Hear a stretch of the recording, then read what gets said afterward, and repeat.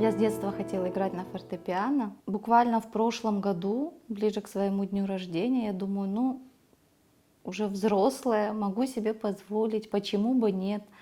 Мужу говорю, хочу себе вот пианино, просто для самообразования, поучиться. Нашла пианино в Феодосии, увидела, мне понравился вот этот фасад, вот резной орех. Как бы у меня музобразования нет, поэтому понравился фасад.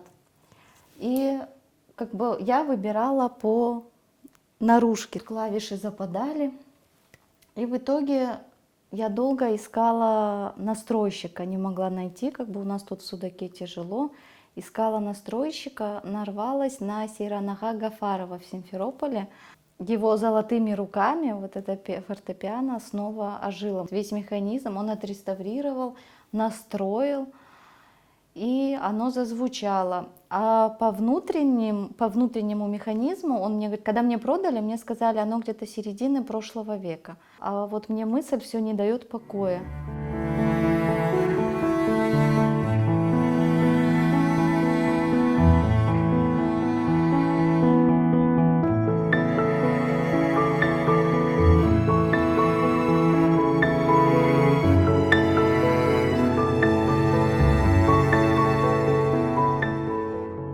Потом посмотрела, где год выпуска. Вот, и в нескольких местах. И везде одна и та же дата стоит, 1879 года. Оказалось, оно еще и позапрошлого века. Оно создано в единственном экземпляре. Вот, привезли специально для музыканта, который давал концерты для, я так понимаю, высоких военных чинов в Феодосии. Вот, и привезли ему специально в дар.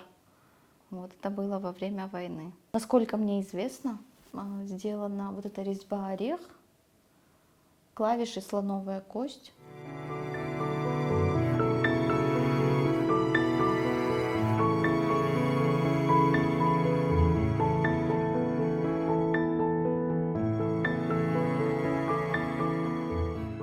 Мы уже так к нему свыклись, как бы и приняли, что вот, ну, его место, вот, и оно у нас в семье, в душе, в доме, вот, и мы играем. Будем хранить, беречь.